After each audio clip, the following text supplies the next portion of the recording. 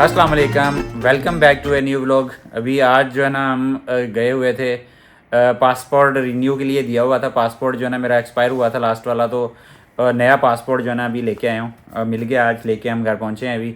और वीडियो हमने नहीं बनाई रास्ते में बिल्कुल भी। तो इसमें जो है ना पासपोर्ट मैं क्यों लेने गया था, आपको पता है कि ट्रैवल का मेरा प्लान है अभी इंशाल्लाह। तो उसके सिलसिले में जो है ना मेरे पास जो है ना ऑलरेडी 3 पासपोर्ट हैं मेरे जो ख़त्म हो चुके हैं। 3 पासपोर्ट, एक 10 साल वाला है और 2 5 साल वाले पासपोर्ट हैं।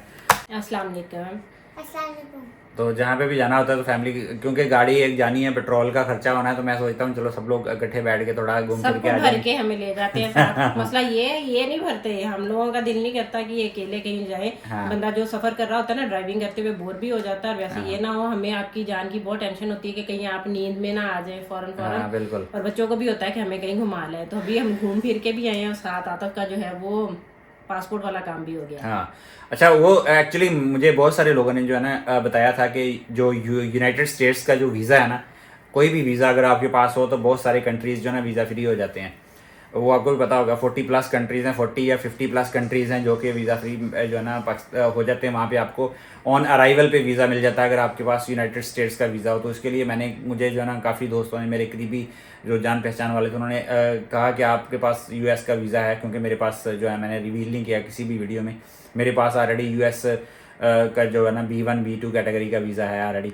तो मैं जो है ना उसी चक्कर में मैंने कहा कि पासपोर्ट बनाते हैं। और ये जो कंट्रीज़ हैं ना, इंडोनेशिया पे भी ऑन अराइवल वीज़ा है, मलाइशिया पे भी है, अज़रबैजान पे भी है, और ये जो है सर्बिया के अंदर भी है।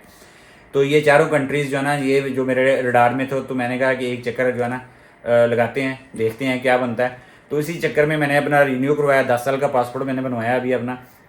लेकिन जब पाकिस्तान मीन्स के वापस अपने घर पहुंचे हैं, अभी आगे मैंने पासपोर्ट पुराने निकाल के चेक किए हैं, मैं आपके साथ शेयर भी करूंगा इसका स्क्रीनशॉट मेरे वीज़े का। तो मुझे अभी मालूम हुआ कि मेरा वीज़ा जो है ना अभी एक्सपायर हो चुका है। अभी रिसेंटली जो है ना पिछले 2023 में मेरा वीज़ा एक्सपायर हो गया। और छोटी सी खुशी की खबर मिलना शुरू होती है, साथ ही टेंशन। हम लोग इतनी एक्साइटमेंट से वापस आए हैं कि चलें जी हमारा ये काम हुआ है। और इसी हिसाब से हमारे जेहन में था कि हम फर्दर जो है वो प्लानिंग करेंगे। आके एकदम से ना वो ठुस होके सारे बैठ गए हैं देख में जो हुआ ये है कि मैंने भी चेक नहीं किया, क्योंकि मैं तो इसी में था, खुशी में था कि मेरे पास ऑलरेडी एक ऑप्शन है, तो उसी को अवेल करते हैं। तो मैंने उसको बहुत ज़्यादा चेक नहीं किया। तो अभी आगे ये भी शॉकिंग था, लेकिन कोई बात नहीं, ये हो जाता है। मैंने अभी यूएस एम्बेसी से, यानी कि अभी उनको ईमेल किया है, ईमेल का भी मैं स्क्रीनशॉट लगा दूंगा। पाकिस्तान यूएस एम्बेसी को मैंने ईमेल किया है कि इसका क्या सोल्यूशन है, कैसे इसको मींस के दोबारा रीन्यू कर सकते हैं। तो वहाँ से भी इन्फॉर्मेशन आएगी अभी। और बाकी आप सब लोगों से भी मैं रिक्वेस्ट करता हूँ कि जो लोग यूएस में रहते हैं वो मुझे कि इसको वीज़े को रिन्यू करवाना होता है या कि टोटली नया लेना होता है। क्योंकि मैंने जो लास्ट टाइम ये वीज़ा लगवाया था, ये दुबई यूएस एम्बेसी दुबई से लगवाया था। दुबई के अंदर जो यूएस की एम्बेसी है वहाँ से प्रोसेस इसका बड़ा सिंपल था, और अल्हम्दुलिल्लाह फर्स्ट टाइम पे मेरा वीज़ा मिल गया था मुझे जो है ना पासपोर्ट। वहाँ उनको पूरा एक प्रोसेस है, जो लोग यूएस वीज़ा के बारे में जानते हैं उनको पता है कि क्या प्रोसेस है। काफ़ी लंबी चौड़ी डॉक्यूमेंटेशन होती है, और फिर आपने जाके जो है ना इंटरव्यू वगैरह होता है। इंटरव्यू में जाके आपने बताना होता है कि क्या क्या चीज़ें हैं। वो सारी जो लोग यूएस एम्बेसी में इंटरव्यू देने गए होंगे उनको पता होगा कि यूएस का वीज़ा किस तरीके से लगता है। तो पूरा प्रोसेस में बताने के चक्कर में, लेकिन मैंने यूएस एम्बेसी को भी ईमेल किया है पाकिस्तान के अंदर से, उनका रिप्लाई मुझे फर्स्ट रिप्लाई आ गया कि आप अपना जो है ना वीज़ा वगैरह वो मैं लगा भी दूंगा यहाँ स्क्रीनशॉट के, आप अपना जो है ना वीज़े की और अपने डॉक्यूमेंट्स जो है ना, ट्रैवल डॉक्यूमेंट्स सारे जो है ना वो भेजें यहाँ पे। वो उनको मैंने ईमेल कर दी है, उनका रिप्लाई आता है तो फिर वो भी आप लोगों के साथ शेयर करेंगे कि उसका क्या प्रोसेस हो सकता है। बाकी बहुत सारे लोगों ने मुझे यूएसए के जो B1 B2 वीज़े की बेस पे मुझे काफ़ी लोगों ने अजीबोगरीब टाइप के मशवरे दिए थे, जो कि पता नहीं अब लीगल हैं कि नहीं, कि जाके आप यूएस चले जाएँ, यूएस जाके वहाँ पे कुछ और अप्लाई कर दें। आपको पता है मैं वर्डिंग यूज़ नहीं करना चाह रहा, मे बी वो जो है ना यानी यूट्यूब के, इलीगल तरीके से हाँ रहना। अब इलीगल नहीं है वो, बेसिकली है लीगल ही, लेकिन वो तरीका ऐसा है कि वो गलत तरीका है। तो एज ए प्रोफेशनल मैं नहीं समझता कि मुझे जाके वो तरीका करना चाहिए जो बहुत सारे जो अनपढ़ लोग हैं या जो जाते हैं ऐसे जाके खजल खार होके वहाँ पे जाके दोबारा पासपोर्ट लेते हैं। तो उस चक्रों में मैं पढ़ना नहीं चाहता, गए तो लीगल ही जाएंगे, नहीं तो अपना वालग तो है ही। थोड़ा हमारे थे सारे जो है इसमें सारे वीज़े यूएई के जो पुराने वीज़े हैं सारे मेरे लगे हुए हैं इसके अंदर, और इन्हीं के अंदर जो है ना सारे यूएई के अंदर जितने दिनों में। और ये जो है ना मैं अभी छुपा लेता हूँ, ये मेरा वीज़ा है जो कि मेरा यूएसए का वीज़ा जो है ना लगा हुआ था। तो इस वीज़े की बेस पे बहुत कुछ जो है ना मेरा था अच्छा, इसमें जो है ना यूएस से वीज़े की बेस के ऊपर जितने मुझे जो पता चला है कि 45 के करीब कंट्रीज़ हैं, जो अगर आपके पास यूएसए का B1 B2 या किसी भी कैटेगरी का वीज़ा है तो वो आपके लिए कोई वीज़ा लेने की, स्पेशल वीज़ा लेने की या परमिशन लेने की कोई ज़रूरत नहीं है। आप जाएँ, टिकट लेके जाएँ, वहाँ पे जाके जो है ना आप अपना एंट्री है उनके ऑन अराइवल वीज़ा मिल जाएगा आपको। तो यही एक हमारे अंदर, ठीक है, हमने सर्बिया, मेरा प्लान यही था कि मैं सर्बिया के अंदर जाऊंगा और इंडोनेशिया और मलाइशिया, 3 कंट्रीज़ के अंदर मेरा प्लान था जाने का। एक तो ये मुझे ऑथेंटिकेट अभी न्यूज़ मीन्स कि मैंने अपनी स्टडी के हिसाब से तो ठीक है, ये जा सकते हैं यहाँ पे। इवन जापान हो गया, ताइवान हो गया, और भी इवन कोरिया हो गया, काफ़ी सारे कंट्रीज़ हैं जो अगर आपके पास यूएस का वीज़ा है तो ऑन अराइवल वीज़ा वो जो है ना आपको ऑन अराइवल वीज़ा देंगे अगर आपके पास वैलिड यूएस वीज़ा है। लेकिन मेरे केस में अभी एक्सपायर हो गया, लास्ट ईयर एक्सपायर हुआ है, तो इसको जो है ना अभी रिन्यू करवाना है।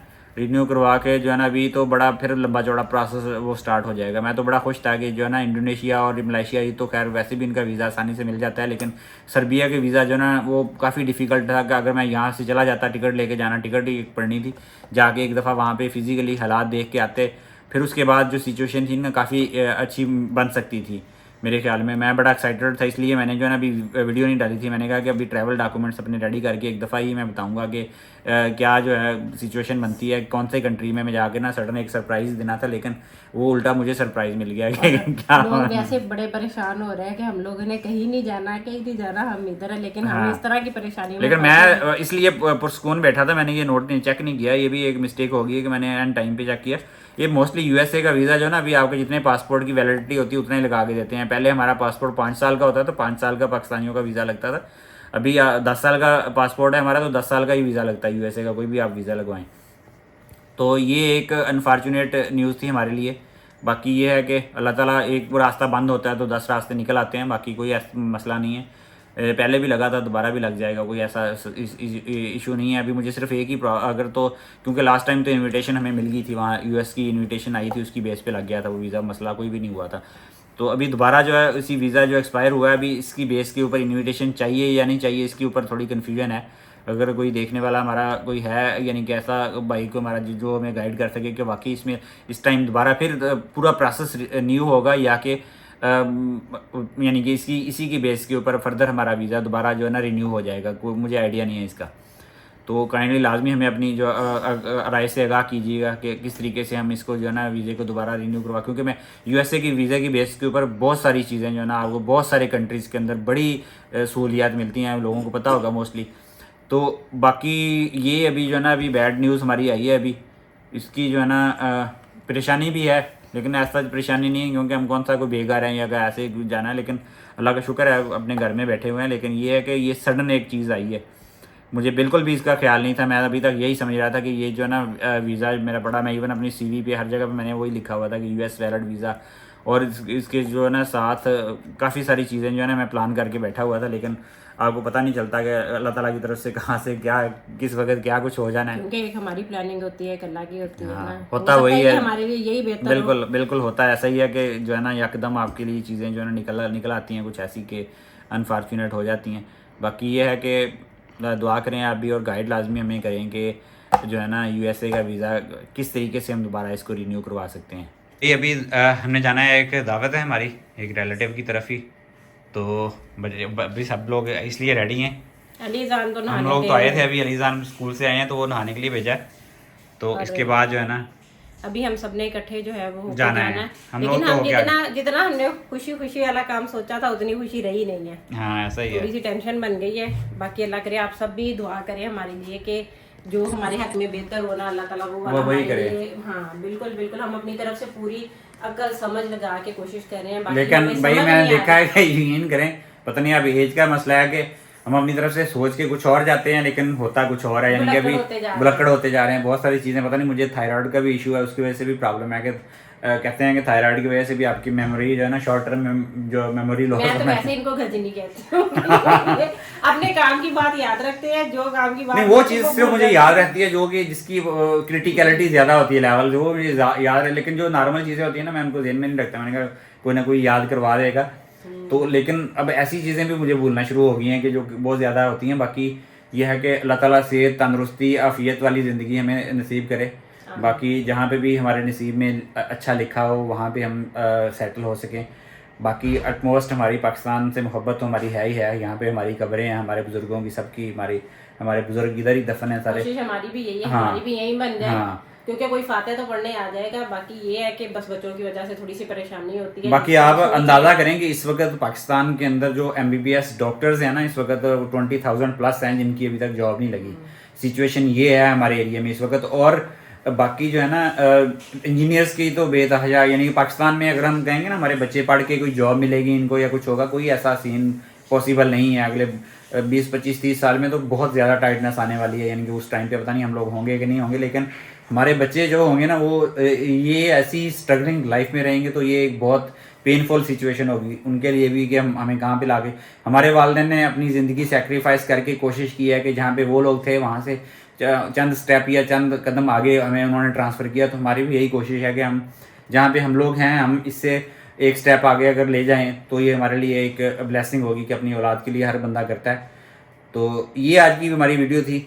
बाकी लाजमी अपनी सजेशन लाजमी दीजिए कि किस तरीके से हम US वीज़ा जो है ना इसको रिन्यू करवा सकते हैं या दोबारा पाकिस्तान के अंदर आके। तो सबसे बड़ा प्रॉब्लम है, बहुत सारे लोगों ने हमें यही कहा था कि पाकिस्तान के अंदर जो है ना आपको आके चीज़ें मिलना मुश्किल नहीं है। यहाँ से इस्लामाबाद का सफ़र जो है ना ऑलमोस्ट आप कहेंगे 700-800 किलोमीटर, 10-12 घंटे का सफ़र है हमारे एरिया से। और कराची, अगर US कॉन्सुलेट कराची की बात करें तो वो तो 1000 किलोमीटर से भी ऊपर है, यानी कि वो बाई एयर जाएंगे। मुल्तान एयरपोर्ट है यहाँ से 1.5 घंटे की दूरी पे। और ये वहाँ पे दुबई में या सऊदीया में हमें ये प्रॉब्लम नहीं होती थी, वहाँ पे कॉन्सुलेट का इतना ज़्यादा डिस्टेंस नहीं था, आप जाओ 3-4 घंटे में काम करवा के वापस आ जाते थे। यहाँ पे ये बहुत बड़ा एक प्रॉब्लम है कि यहाँ पे कॉन्सुलेट इस्लामाबाद में है जो कि 10-12 घंटे लगा के वहाँ पे ट्रैवल करके जाएंगे हम, या हमारा सिटी बहुत दूर है। तो दुआ करें अल्लाह ताला हमारे लिए कोई बेहतरी के फैसले करे। बाकी आप लोगों से इंशाल्लाह मुलाकात होगी कल एक नई वीडियो में। तब तक के लिए हमें अपनी दुआओं में याद रखिएगा अपना और अपनी फैमिली का ढेर सारा ख्याल रखिएगा। अल्लाह हाफिज़।